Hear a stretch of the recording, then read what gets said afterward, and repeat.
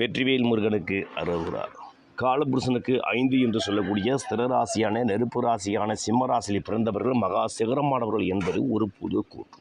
ஏனெனில் இவர்கள் மத்திய வயதுக்கு பிறகுதான் பெரும்பாலும் சிம்ம ராசிக்கு ராஜ வாழ்க்கை அமைகிறது. ஏனெனில் மேசம் 10, ரிஷபம் 20, மிதுனம் 30, கடகம் 40, சிம்மம் 50 என்று சொல்லக்கூடிய 50 வயதுதான் இந்த உலகம் இவர்களுக்கு நல்ல அனுபவத்தையும் ராஜயோக பலனையும் ராஜயோக வாழ்க்கையும் தர காத்திருக்கின்றது.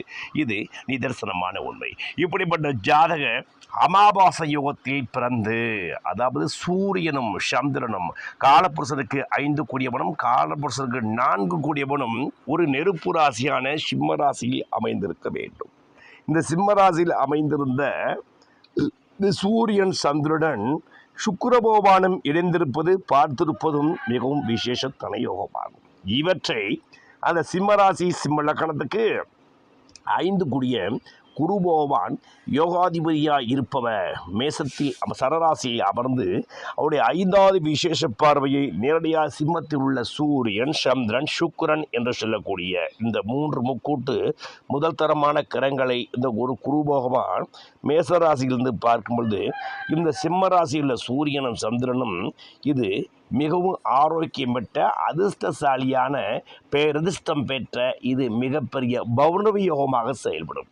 இவர்களுக்கு 50 வயது, அதாவது 6வது திசையாகிய கரும்பாம்பு ராகு திசை வரும்போது தான் இவர் ராப்பகலாய் உழைத்து மகாபெரிய மன்னமணி யோகத்தை பெறுவார். இந்த ராகு பகவான் இந்த சிம்மராசிக்கு குறிப்பாக புஷ்கர வம்சம் என்று சொல்லக்கூடிய குரு பகவானின் சாரத்தை பெற்றிருந்தால் மிதவெஞ்ச செல்வாக்கு யோகத்தை பெற்று விடுவார். அதாவது விருச்சிகத்தில் ராகு அமர்ந்து அந்த ராகு பகவான் குரு பகவான் விசாகம் 4 பெற்று இந்த ராகு திசை நடந்து இந்த ராகு திசையும் இந்த ஜாதருக்கு அளவில்லாத ஐஸ்வர்யத்தை தர 6வது திசையாக வரும்பொழுது இவர் அபரிமிதமான செல்வாக்கு யோகத்தை பெற்றே விடுவார்.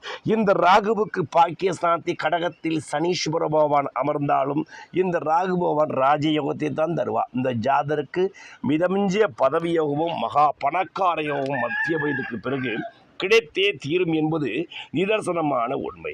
இப்படிப்பட்ட இந்த ராகு பகவான் புஷ்கர வம்சம் விசாகம் 4 பெற்றிருப்பதும் அந்த பாக்கியத்தில் உள்ள சனீஸ்வரவா புனர்பூசம் 4 பாக்கியம் பெற்றிருப்பதும் அந்த சிம்ம ராசிக்கு 2க்கும் 11 கூடிய புதன் பகவான் கண்ணியில் அஸ்தம் ஜாரத்தில் புஷ்கர வம்சம் பெற்றிருப்பதும் லக்கண புள்ளி என்று சொல்லக்கூடிய இந்த ஜாதருக்கு அந்த உயிரை தரக்கூடிய புகழை தரக்கூடிய ஜீவனத்துடைய லக்கண புள்ளியும் புஷ்கர வம்சம் பெற்று, அதாவது இந்த ஜாதகருக்கு 3 கிரகத்துக்கு மேல் புஷ்கர நவாம்சம் பெற்று ராகு திசை 6வது திசையாக வரும்பொழுது அதுவும் ராகு பகவான் யோகாதி பரிசாரம் பெற்று இந்த ராகு திசை நடந்து அம்சத்தில் சந்திர பகவான் செவ்வாய் பகவான் குரு பகவான் என்று சொல்லக்கூடிய முக்கூட்டு கிரகங்கள் மேசராசியில் அமர்ந்திருந்தால் இந்த ஜாதக மண்மனை சிதறயோகத்தை மத்திய வயதுக்கு பிறகு ராகு திசையில் அளவில்லாமல் பெற்று அஷ்ட ராஜாவாய் வளவரும் மகா ராஜயோகம் பெற்றவராய் இருப்பார்.